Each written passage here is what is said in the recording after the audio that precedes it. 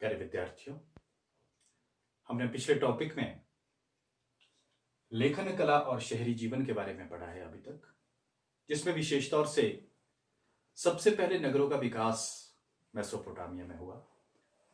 Mesopotamia की भौगोलिक विशेषताओं के बारे में हमने पढ़ा है। शहरी विकास का किस तरह से स्वरूप रहता है उसके बारे में हमने बात की है, और मेसोपोटामिया के जो प्रमुख नगर थे उनके बारे में हमने पिछले टॉपिक्स में चर्चा की थी। अध्याय के आरंभ में मैंने एक बात कही थी कि मेसोपोटामिया की जो सबसे बड़ी देन रही है वह एक तो नगरों का विकास और दूसरा लेखन कला का विकास। पूरी दुनिया को अगर आज लेखन कला मिली है, आज हम लिख रहे हैं, पढ़ रहे हैं, जरा विचार कीजिए, अगर हम लिख ना सकते, पुस्तकों को पढ़ ना सकते, तो ये विचारों का आदान प्रदान जो आज हम और आप कर पाने में सक्षम हैं वो कैसे होता। आज के इस टॉपिक में हम लेखन कला के विकास के बारे में ही बात करेंगे, और इसके साथ मेसोपोटामिया के जो मंदिर थे वह अद्वितीय थे। अगर मंदिर की उपासना कहीं से आरंभ हुई है तो वह मेसोपोटामिया से ही हुई है।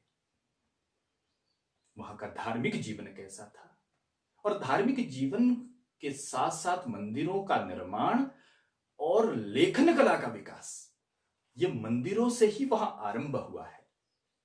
इसीलिए मैंने एक साथ साथ ये दोनों टॉपिक्स यहां पर लिए हैं कि मेसोपोटामिया के जो मंदिर हैं और लेखन कला का जो विकास हुआ है, ये दोनों एक दूसरे के साथ जुड़े हुए हैं।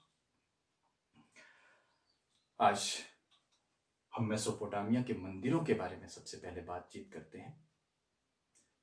मंदिरों का जहां तक उल्लेख आता है, वहां अनेक देवी देवताओं की उपासना की जाती थी।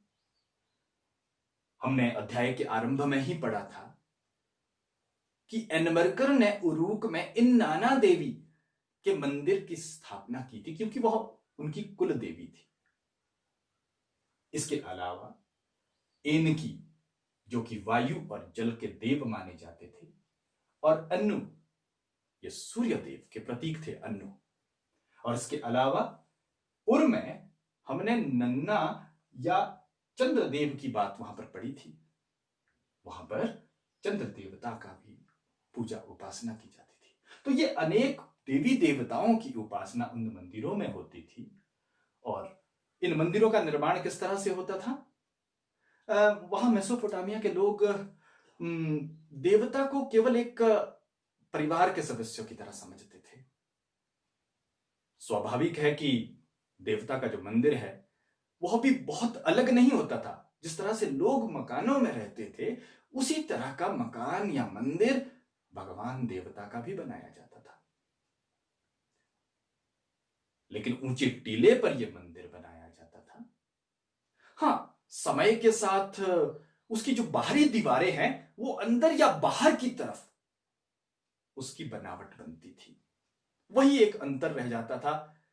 घर, मनुष्य के जो घर हैं या देवता के जो मंदिर हैं, उसमें केवल बाहरी दीवारों का ही अंतर रहता था। आरंभ में पक्की हुई ईंटों से इन मंदिरों को बनाया जाता था, लेकिन आकार बहुत छोटा होता था। समय के साथ इन मंदिरों ने केवल देवता की पूजा के साथ साथ अनेक अन्य कार्यों भी सम्मिलित कर दिए थे। व्यापारिक प्रतिष्ठान बन गए थे, शिक्षा के केंद्र ये मंदिर बन गए थे। अनेक गतिविधियां अगर होने लगी थी तो इन मंदिरों में ही होने लगी थी। अर्थात धीरे धीरे मंदिर के चारों तरफ कुछ अन्य कमरे भी बनने लग गए थे। आप आरंभ की बनावट देखेंगे, आंगन एक बाहर से खुला हुआ है और अंदर वेदिका है जहां देवता की मूर्ति का स्थान रहता था। इस तरह का एक छोटे से आकार का मंदिर ही आरंभ में बनाया जाता था। लेकिन समय के साथ इन मंदिरों का आकार बढ़ता गया है। अब वहां शिक्षा के केंद्र भी बनने लगे थे, लेखन कला का वहां विकास होने लग गया था, और जो वहां के पुरोहित होते थे वे उस लेखन कला के विकास और शिक्षा को देने में एक महत्वपूर्ण भूमिका निभाने लग गए थे। व्यापार भी उनके माध्यम से ही होने लगा था, क्योंकि लेखन कला उन्होंने आरंभ की थी, तो व्यापार में उसकी बहुत आवश्यकता रहती है। इसलिए उन्होंने धीरे धीरे ये व्यापार के केंद्र भी मंदिर ही बनने लग गए थे। अगर हम पूजा विधि की बात करते हैं कि किस प्रकार से उपासना देवी देवता की वे लोग करते थे, पुरोहित के द्वारा कोई बहुत ज्यादा कर्मकांड जटिल नहीं थे, वहां आसान सी विधि थी। हां, बलि प्रथा के बारे में शोधकर्ताओं ने बात को देखा है कि वहां कई प्रकार के बकरी, भेड़ या बैल की बलि भी दी जाती थी, और ये सब कार्य पुरोहित के माध्यम से ही करवाए जाते थे। इसके अलावा मंदिर मनोरंजन के केंद्र भी थे। मंदिरों की खुदाई में वहां पर कई तरह के वाद्य यंत्र के अवशेष मिले हैं। इसके अलावा लेखन कला का विकास भी मंदिर से ही आरंभ हुआ है। पुरोहितों ने आवश्यक समझा कि किस प्रकार से व्यापार के लिए या मंदिर के अन्य कार्यों के लिए लेखन कला की आवश्यकता समझने लगे थे। इसीलिए लेखन कला का विकास हम देखते हैं कि मेसोपोटामिया में लगभग 3200 ईसा पूर्व वहां पर लेखन कला का आरंभ हो चुका था, और सुमेर से आरंभ हुआ था। 3200 ईसा पूर्व में सुमेर नामक स्थान से वहां लेखन कला आरंभ कर दी गई थी। इसीलिए वहां की जो लिपि थी वह सुमेरियन लिपि थी, लेकिन यह लिपि बहुत जटिल थी, चित्रमयी लिपि थी। उस लिपि में इस तरह नहीं थे जैसे स्वर या व्यंजन हम अपने आजकल देवनागरी या अंग्रेजी भाषा में देखते हैं। उस तरह के वहां पर स्वर व्यंजन नहीं थे। यह चित्रमयी लिपि थी। किसी भी बात को रखना है तो उसके लिए कुछ विशेष चित्र के चिन्ह बने हुए होते थे। आप चित्र में देख सकते हैं कि किस प्रकार से यह चित्रमयी लिपि, जिसमें कि बैल, मछली, रोटी या अन्य इस्तेमाल करने वाली जो वस्तुएं हैं उसके चित्र बना करके संकेत रूप में उस लिपि को दर्शाया जाता था। अर्थात यह सुमेरियन लिपि चित्रमयी लिपि थी। चित्र के द्वारा अपनी बात को वे रखते थे, लेकिन बहुत जटिल थी, पेचीदी थी। 2400 ईसा पूर्व के करीब यह जो लिपि है वो कीलाकार बन गई थी, और इस लिपि को लिखने का भी एक अलग तरीका वहां पर मेसोपोटामिया में था। चिकनी मिट्टी को, गीली चिकनी मिट्टी को इस प्रकार से स्लेट नुमा आकृति वहां पर दे देते थे। इसकी लंबाई चौड़ाई अधिक नहीं होती थी, 3.5 सेंटीमीटर के लगभग इसकी ऊंचाई या चौड़ाई लंबाई रहती थी, और उसको गीली चिकनी मिट्टी के ऊपर नुकीले सरकंडे की तरह एक घास के द्वारा उसको चित्र को अंकित उसके ऊपर किया जाता था। फिर उस मिट्टी के स्लेट को कहीं धूप में सुखा करके और उसके बाद आग के ऊपर पकाया जाता था, और फिर इस तरह से ये पक्की बन जाती थी। उसमें परिवर्तन नहीं किया जा सकता था। उसके बाद अगर उसमें कोई बदलाव करना चाहता था वो नहीं किया जा सकता था, उसे तोड़ना या फेंकना पड़ता था। जब समझा जाता था कि ये आवश्यक नहीं है, इसकी जरूरत नहीं है, तो उसको फेंक दिया जाता था उस स्लेट को। तो इस तरह से ये लेखन कला का विकास चिकनी मिट्टी के ऊपर नुकीली घास के द्वारा उसको लिख करके ये वहां पर आरंभ हुआ था। और इसकी जो लगभग 5000 सूचियां मंदिर की खुदाई में वहां पर प्राप्त हुई है, लिस्ट्स बनाई हुई होती थी। व्यापार में किस प्रकार से कौन सी चीज कहां के लिए गई है, किस वस्तु का आदान प्रदान विनिमय हुआ है, उसको सूचीबद्ध किया जाता था। और खुदाई में लगभग 5000 सूचियां वहां से प्राप्त हुई है। उसके बाद ये कीलाकार चिन्ह के रूप में लिखे जाने लगे। आप चित्र में देख सकते हैं कि किस प्रकार से नुकीले कील के आकार के चिन्ह बाद में ये बनने लगे हैं। सुमेरियन भाषा ही ये लगभग थी। 2600 ईसा पूर्व में यह जो चित्रमयी लिपि थी वह कीलाकार रूप में परिवर्तित हुई है। और 2400 ईसा पूर्व से वहां पर सुमेरियन भाषा का जो स्थान है वह अक्कदी भाषा ने ले लिया था। अक्कदी लिपि ने उसका स्थान ले लिया था। और अक्कदी लिपि के बाद जो है अरमाकी लिपि, ये तो ईसा के बाद तक चली है। और ये कीलाकार चिन्ह के रूप में ही इस तरह की लिपियां बाद तक वहां पर रही है। तो इस लेखन कला का पूरे विश्व को एक बड़ी देन है। अगर ये लेखन कला ना होती तो सोचिए जरा, शायद आज जो गणित में हमने प्रगति की है, विकास की है, शायद ना करते। ये बहुत बड़ी देन है। उस समय वर्गमूल का इजाद उन्होंने कर दिया था। वर्गमूल, गणितीयों, अंक गणित, इसका जो विकास है उस समय मेसोपोटामिया के लोगों ने कर दिया था। भूगोल के बारे में और खगोल विद्या के बारे में, वर्ष के बारे में कि वर्ष में 12 महीने होते हैं, एक महीने में कितने दिन होते हैं, एक दिन में 24 घंटे होते हैं, ये सब मेसोपोटामिया के लोगों ने उस समय इस लेखन कला की वजह से आरंभ कर दिया था और आज तक हम उसका इस्तेमाल कर रहे हैं।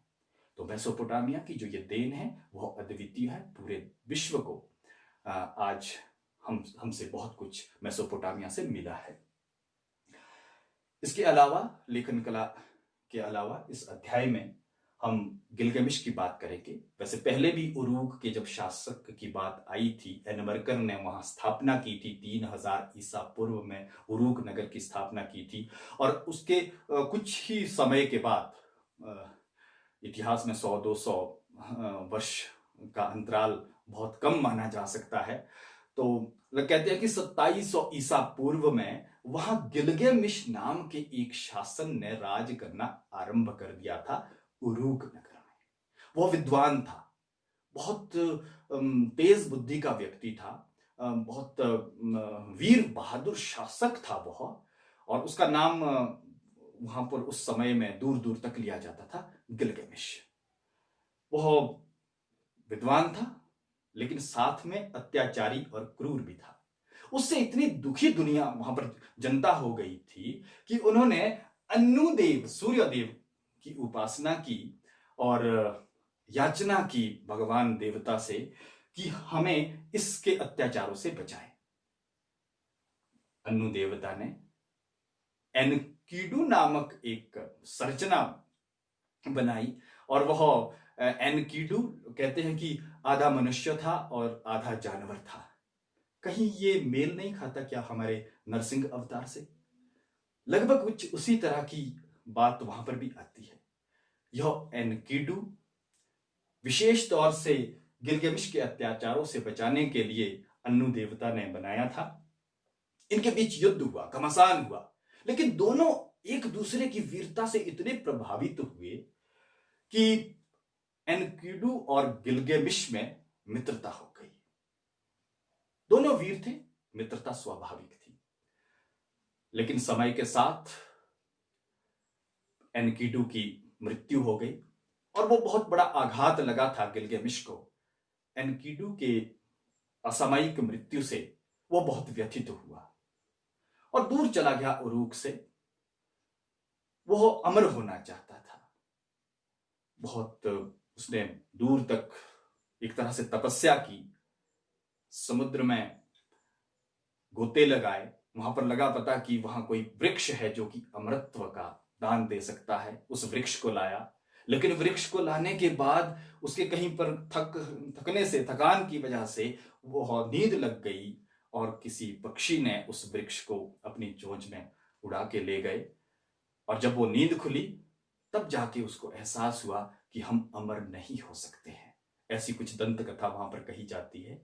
और उसके बाद एक सोच बनी कि हम अमर तो नहीं हो सकते हैं, लेकिन हमारे जो वंशज है, आगे वाली पीढ़ियां हैं, वह उस उरूक नगर में रह सकती है, उसका लाभ ले सकती है। इस तरह की बातें गिलगमिश के बारे में वहां कही जाती है।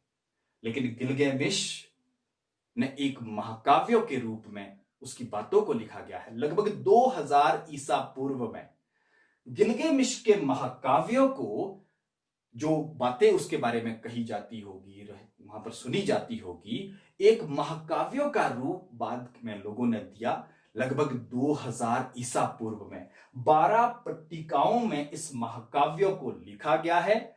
ये आज भी हमारे लिए एक बहुत बड़ा स्रोत है। वहां की जो लेखन कला और महाकाव्य है वो मेसोपोटामिया को जानने के बारे में एक आज भी हमारे लिए बहुत बड़ा स्रोत है, इसका एक बहुत बड़ा योगदान है। तो गिलगामेश का महाकाव्य की हमने बात की है और इसके साथ ही मेसोपोटामिया का जो अध्याय है वह अंत की ओर है, समापन है उसका, लगभग ये खत्म है। लेकिन इस मेसोपोटामिया की देन हमारे पूरे विश्व को है। सबसे पहली बात, नगरों का विकास मेसोपोटामिया की वजह से ही हुआ है। लेखन कला मेसोपोटामिया ने ही पूरी दुनिया को दी है। कानून संहिता कहते हैं, पुरोहितों ने, वहां के राजाओं ने एक नियमावली बना रखी थी, उसी से तो फिर संगठित रूप में पूरे समाज को चलाया जा सकता था। तो कानून संहिता वह भी उन्हीं लोगों ने दी है। और गणित के बारे में, खगोल शास्त्र के बारे में जो उनकी देन है वह अद्वितीय है। तो पूरे विश्व को मेसोपोटामिया की एक बहुत बड़ी देन है। इसके साथ ही ये चैप्टर समाप्त होता है। Thank you.